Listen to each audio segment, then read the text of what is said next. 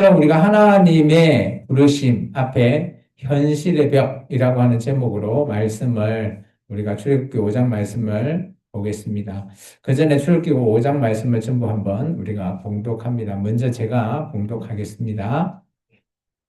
그 후에 모세와 아론이 바로에게 가서 이르되 이스라엘의 하나님 여호와께서 이렇게 말씀하시기를 내 백성을 보내라. 그러면 그들이 광야에서 내 앞에 절기를 지킬 것이니라 하셨나이다.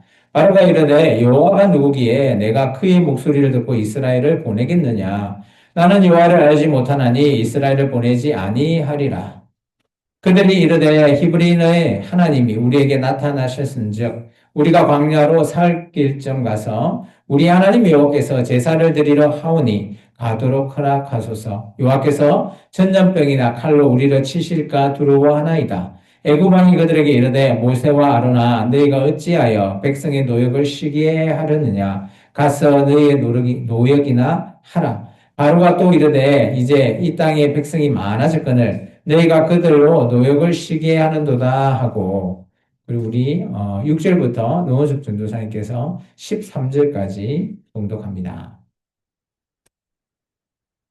기록원들에게 명령하여 이르되 너희는 백성에게 다시는 벽돌에 쓸 집을 전과 같이 두지 말고 그들이 가서 스스로 집을 짓게 하라. 또 그들이 전에 만든 벽돌 수요대로 그들에게 만들게 하고 감하지 말라. 그들이 게으름으로 소리질러 이르기를 우리가 가서 우리 하나님께 제사를 드리자 하나니 그 사람들의 노동을 무겁게 함으로 수고롭게 하여 그들로 거짓말을 듣지 않게 하라. 백성의 감독들과 기록원들이 나가서 백성에게 말하여 이르되 바로가 이렇게 말하기를 내가 너희에게 집을 주지 아니하리니 너희는 집을 찾을 곳으로 가서 주우라. 그러나 너희 일은 조금도 감하지 아니하리라 하셨느니라. 백성이 애굽 땅에 흩어져 동쪽 우루터기를 거두어다가 집을 지지나니 감독들이 그들을 독촉하여 이르되 너희는 집이 있을 때와 같이 그날의 일을 그날에 마치라 하며. 아멘. 자, 우리 14절부터 신민주 청년이 19절까지 봉독합니다. 자기들이 세운 바 이스라엘 자손의 기록원을 들이며 이르되 너희가 어찌하여 어제와 오늘에 만드는 벽돌의 수요를 전과 같이 채우지 아니하였느냐 하니라. 이스라엘 자손의 기록원들이 가서 바로에게 호소하여 이르되 왕은 어찌하여 당신의 종들에게 이같이 하시나이까. 당신의 종들에게 집을 주지 아니하고 그들이 우리에게 벽돌을 만들라 하나이다. 당신의 종들이 매를 맞사오니 이는 당신의 백성의 죄인이다. 바로가 이르되 너희가 게으르다 그러므로 너희가 이르되 우리가 가서 여호와께 제사를 드리자 하는도다. 이제 가서 일하라. 집은 너희에게 주지 않을지라도 벽돌은 너희가 수량대로 바칠지니라. 기록하는 일을 맡은 이스라엘 자손들이 너희가 매일 만드는 벽돌을 조금 더 감하지 못하리라 함을 듣고 화가 몸에 미친 줄 알고. 네, 다음 우리 20절부터 끝절까지 신한주 청년이 봉독합니다.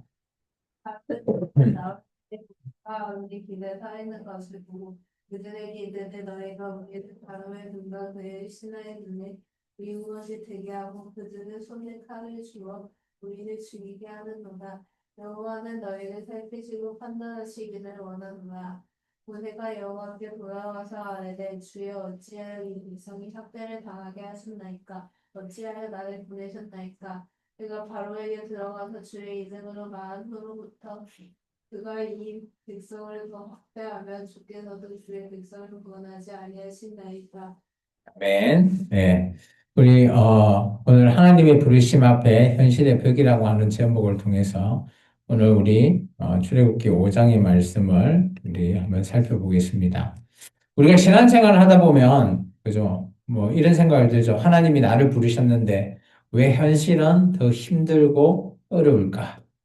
기도를 하면 응답이 오는데 와야 되는데 꼬이고 상황은 꼬이고 뭐 응답은 받지 않고 현실은 너무 비참하게 어려울 때가 있습니다. 바로 출애굽기 5장이 그런 장면이죠. 모세가 하나님의 부르심을 받고 출애굽기 4장 기억하십니까? 저 떨기나무에서 하나님 앞에 부르심을 받고 이제 이스라엘을 보내라고 그죠? 얘기할 때 바로 앞에서 이스라엘 보내라 이 내용을 듣고 그대로 실행하는 거죠. 근데 결과가 뭡니까? 자유가 아니라 더 큰 고난이 현실적으로 와닿습니다. 집도 주지 않고 벽돌도 만들어라. 노동의 무게를 더 무겁게 하는 거죠. 그러다 보니까 백성들이 원망하고 모세를 낙심하게 됩니다. 어떻게 보면 우리의 신앙의 현실과도 너무 닮아 있는 것이죠. 하나님이 우리를 부르셨다고 해서 그 길이 항상 꽃길이 아니라는 것이죠. 오히려 더 막힐 때도 있고요. 더 힘들어질 때도 있고 억울해질 때도 있습니다. 우리의 삶이 그렇습니다. 예수님을 믿으면 잘 될 줄 알았는데 직장에서 더 미움을 받고 가정에서 또 같이 믿지 않는 가정은 더 갈등이 불화됩니다. 그리고 경제적으로도 더 어려워질 때도 있습니다. 그럴 때 우리가 하나님 왜 나를 부르셨습니까? 내가 이 가는 길이 맞습니까? 되뇌이기도 하죠. 그런데 중요한 것은 그죠? 오늘 뭐 그 현실의 벽 때문에 높다고 해서 하나님이 우리를 안 불렀다? 그런 것이 아니라는 겁니다. 이 벽은 하나님이 이제 역사하실 무대일 뿐이라는 거죠. 우리가 이런 현실의 벽 앞에 서면 사람은 낙심이라는 것을 하게 됩니다. 그러나 하나님은 그 벽을 통해서 더 큰 일을 준비하신다라고 생각하셔야 돼요. 어떻게 보면 이제 그 기독교에는 좀 긍정적인 마인드를 좀 가지고 있는 것이 좋을 것 같아요. 바로가 거절했기 때문에 이스라엘은 하나님의 능력을 더 크게 경험하게 된다는 것이죠. 고난이 깊어지고요. 구원 연애가 더 선명하게 드러나는 겁니다. 원망이 터져 나오고요. 그럴 때일수록 나중에 하나님의 응답이 더 확실하다라는 것을 알게 되는 겁니다. 사랑하는 성도 여러분, 우리가 신앙은 현실을 외면하는 게 아니에요. 이 현실을 직시하면서 이곳에서 하나님의 부르심이 어떤 것인지를 우리가 붙드는 것이 신앙입니다. 그러니까 이 현실이 벽처럼 단단해 보이지만 이 벽이 길이 막히고 이 단단한 벽, 이게 무너지지 않을 것 같지만 하나님은 그죠? 우리와 함께 하시기 때문에 언젠가는 그 벽을 우리가 무너뜨리고 앞으로 나아갈 수 있다라는 겁니다. 그게 오늘 출애굽기 5장이 우리에게 말하고 있는 내용들이죠. 본론으로 한번 들어가 보겠습니다. 모세와 아론은 하나님의 말씀을 붙들고 바로 앞에 섰죠. 그러면서 이렇게 말했습니다. 같이 한번 읽어볼까요? 그 후에 모세와 아론이 바로에게 가서 이르되 이스라엘의 하나님 여호와께서 이렇게 말씀하시기를 내 백성을 보내라. 그러면 그들이 광야에서 내 앞에 절기를 지킬 것이니라. 뭐요? 내 백성을 보내라. 하나님의 백성. 이때 바로의 대답이 뭐예요? 너희 하나님 누군가? 너희 하나님이 어디 듣도 보도 못하는 듣보잡 같은 그런 신이 어디 있냐라고 얘기하죠. 2절 한번 읽어볼까요? 바로가 이르되 여호와가 누구기에 내가 그의 목소리를 듣고 이스라엘을 보내겠느냐? 듣도 보도 못하는 신. 한 번도 나 여호와라는 이름 들어보지도 않았어. 라고 하면서 내가 어떻게 보내? 그게 현실이죠. 하나님이 부르셨다고 해서 세상이 박수 쳐주지 않습니다. 오히려 더 냉소적이고요. 거절하고 무시한다라는 겁니다. 우리가 신앙생활 하면서 이런 경험이 많아요. 저 또한 그렇고요. 교회 열심히 다니면, 그죠? 뭐, 이렇게 평상시 안 다니는 가정 중에, 여자분들이 먼저 다니게 되면, 그죠? 가족들이 이해해 줄 줄 아는데, 오히려, 그죠? 그것 때문에 더 불화가 일어납니다. 왜 그렇게 교회만 가냐? 집안일을 좀 똑바로 해라. 뭐, 그죠? 그런 일을 듣고요. 핀잔도 주고요. 직장에도 가보면, 그죠? 정직히, 이제 예수님을 믿었으니까, 그래도 올바르게 정직하게 살려고 하는데, 그죠? 그게 참 오히려 더 우리에게 역풍이 불죠. 왜 너만 깨끗한 척 하냐? 뭐, 이런 식으로 따돌림을 당하기도 합니다. 이처럼 하나님의 부르심에 따라 가는 이 길이 우리가, 그죠? 놀랍게도 정체성을 드러낼 때 오히려 현실은 우리에게 더 차갑게, 그죠? 우리를 더 매몰차게 내몹니다. 놀라운 거는 내가 예수 믿는데 직장 생활을 하고 있으면서도 정체성을 드러내지 않으면 아무도 우리를 괴롭히지 않는다는 사실이에요. 놀랍지 않습니까? 성경은 분명합니다. 그래서 요한복음에서는 이렇게 얘기하죠. 같이 한번 읽어볼까요? 세상이 너희를 미워하면 너희보다 먼저 나를 미워하는 줄 알라. 예수님도 세상에서 거절당하셨죠. 우리가 거절당한 것은 이상한 일이 아니에요. 또 바울은 이렇게 얘기합니다. 디모데후서에서요. 같이 읽을까요? 물론 그리스도 예수 안에서 경건하게 살고자 하는 자는 뭐 한다고요? 박해를 받는다고. 경건하게 살려고 오히려 착하게 살려고 하면 박해가 따라온다라는 거예요. 이것은 당연한 거다라는 것을 말하고 있습니다. 이 현실의 벽은 당연한 거다. 그들은 실패가 아니라는 거예요. 오히려 하나님의 부르심이 더 확고한 우리에게 증거라는 거예요. 바로 그들을 했기 때문에 오늘 이스라엘은 하나님의 더 큰 능력을 나중에 정말 애굽을 탈출할 때 홍해라고 하는 그런 어마어마한 그 길도 한번 가보고요. 그런 큰 경험을 하는 겁니다. 하나님이 우리와 함께 하시는구나.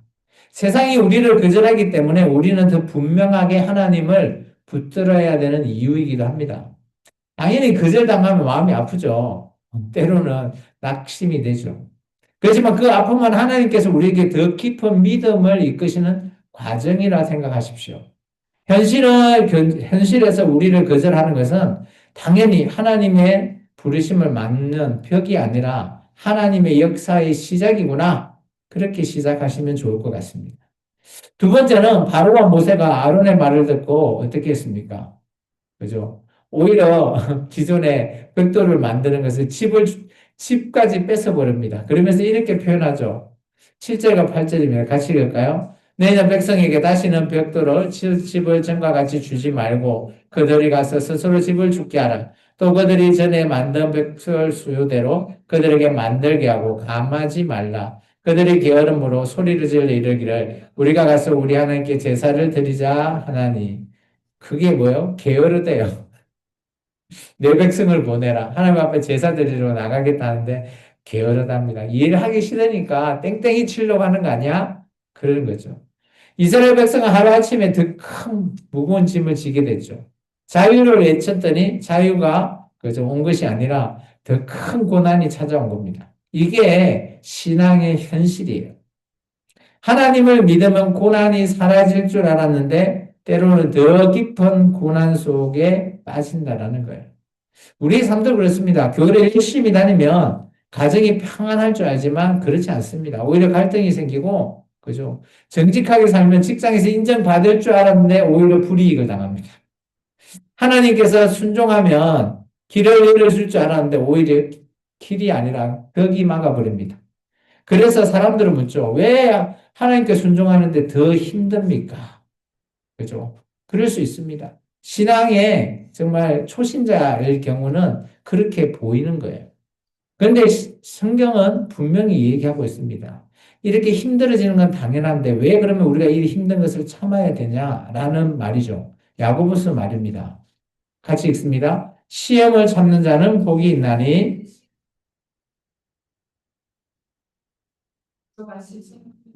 얻을 것이기 때문이라. 왜요? 현재 이 시험이 복이래요. 그죠? 이 견뎌내는 게 복이랍니다. 언젠가는 우리가 받을 면류관, 어마어마한 것이 기다리는 거죠. 그래서 지금 우리 현실은 벽이 같이 보일지라도 우리의 그 미래는 이것을 이겨낼 때, 참을 때 이것을 받을 수 있다 그러는 거죠. 바울은 로마서에서 이렇게 얘기합니다. 같이 읽습니다. 다만 이뿐 아니라 우리가 환난 중에도 즐거워하나니 이는 환난은 인내를, 인내는 연단을, 연단은 소망을 이루는 줄 압니다. 환난, 고난 당연히 이겨내야 된다는 거죠. 그 끝이 우리에게 소망이라는 것이죠. 환난은 오히려 소망을 만들어낸다. 세상 사람들은 이해할 수 없습니다. 고난은 하나님이 부르시는 장애물이 아니라 오히려 하나님의 뜻을 더 선명하게 이게 보여주는 과정이라는 거죠. 오늘 이스라엘 민족이 벽돌을 더 만들어라고 명령, 집도 안 주고 너가 알았어, 찾아서 만들어라. 이스라엘을 더 힘들게 했지만 그 고난은 결국 하나님의 구원을 빨리 앞당겨주는 시작이었습니다. 우리 인생에도 벽돌을 더 치라는 그런 명령과 같은 순간이 있죠. 갑자기 건강이 무너지거나 아니면 경제가 그저 흔들리거나 가정이 그리고 관계가 깨어지거나 낙심할 때가 많죠. 하나님은 그런 고난을 통해서 우리를 더 깊은 믿음으로 이끄신다라는 거예요. 고난은 끝이 아니라 하나님을 향한 우리의 믿음의 시작이라는 거예요. 그걸 꼭 기억하시기 바랍니다. 내가 고난 당할 때 이게 내가 나를 위한 고난이 아니라 하나님을 좀 더 내가 붙들어야 되구나 하는 그 시작이라고 생각하시기 바랍니다. 하나님의 은혜로 우리가 나아가는구나 라는 것이죠.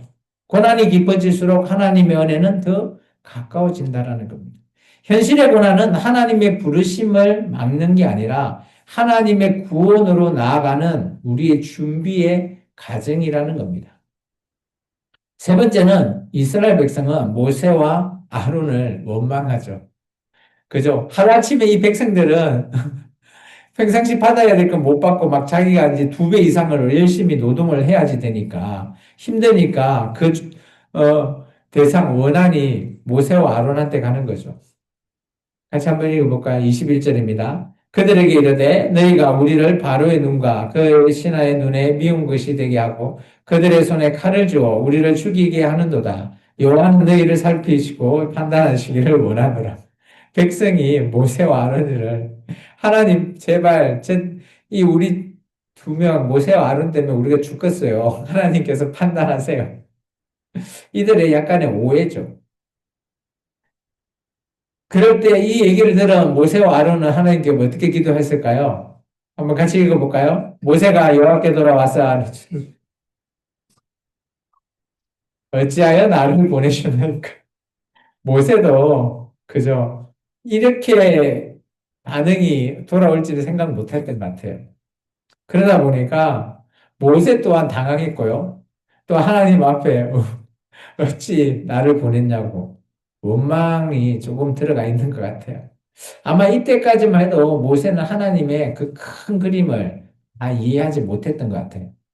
우리도 그렇습니다. 우리도 그죠? 교회에서 봉사하면 봉사하고 잘하게 하면 칭찬받을 줄 아는데 다른 사람들이 시기할 수도 있어요. 그죠? 우리 교회는 그런 사람이 없는데. 어쨌든 또 가정에서 믿음으로 살라고 하면 오히려 갈등이 막 조장돼 가지고, 그죠? 또 얼굴을 붉히는 그런 경우도 많죠. 또 열심히 기도하면 응답될 줄 알았지만 그 기도 응답이 하루아침에 오지 않을 때가 너무 많다는 거죠. 그렇지만 성경은 분명하게 우리에게 말하고 있습니다. 베드로전서 말씀입니다. 같이 읽어볼까요? 너희 염려를 다 주께 말을.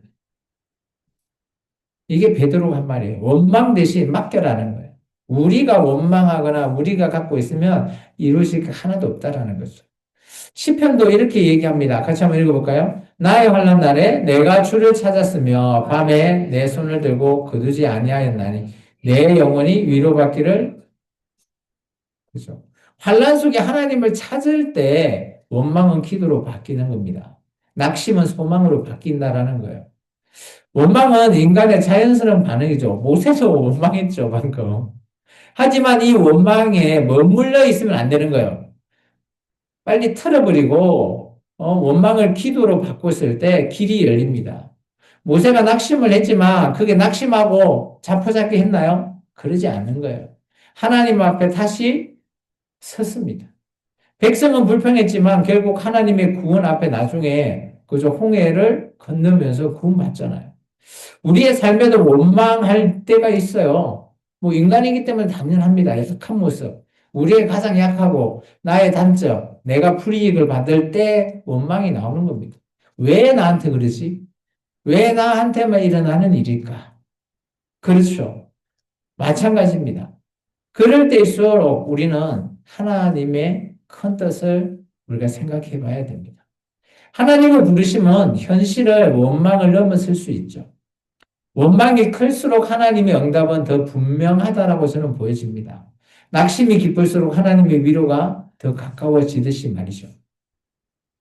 이제 말씀을 마무리할까 합니다. 출애굽기 5장에서 주는 우리에게 중요한 메시지 뭡니까? 하나님의 모세를 부르지만 현실은 거절했다는 거예요. 고난이 따라왔다라는 거예요. 그죠? 현실 거절 플러스 고난, 원 플러스 원이 돼버린 겁니다. 원망이 터져 나올 수밖에 없습니다. 근데 그것이 끝이 아니었다라는 거죠. 우리의 인생도 그렇습니다. 하나님을 믿으면 모든 게 잘 풀릴 줄 알았지만 더 막히는 순간이 많고요. 기도를 했지만 응답이 안 될 때가 더 많습니다. 그런데 언젠가는 그 응답이 될 때가 있다라는 것이죠. 그들은 우리를 무너뜨리는 게 아니라 하나님께 더 가까이 나가는 기회로 삼아야 되는 거예요. 현실의 벽은 우리가 하나님을 더 붙잡아야 되는 그 시작으로 우리가 생각해야 되는 겁니다. 고난은 우리를 끝내려고 하는 게 아니라 믿음을 더 단단하게 만드는 과정을 우리에게 준다라고 생각하십시오. 원망은 우리를 하나님께 부르짖게 하는 통로이다라는 것이죠. 그러니 현실의 벽 앞에서 낙심하지 마시고 벽은 끝이 아니라 하나님이 역사하실 무대라는 것입니다. 벽이 없으면 기적도 없습니다. 막힘이 없으면 돌파도 없습니다. 따라서 우리의 이런 신앙은 현실을 피해서 되는 것이 아니라는 거죠. 전화 받으세요. 현실을 직면하면서도 하나님을 붙드시는 겁니다.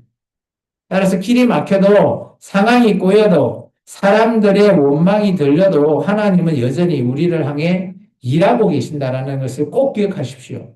그래서 우리의 이 현실의 벽, 이 벽을 우리가 무너뜨리려고 하면 힘들어요. 내가 무너뜨리려고 하면. 오늘 우리가 하나님이 무너뜨려 주셔야지 우리가 나아갈 수 있는 겁니다.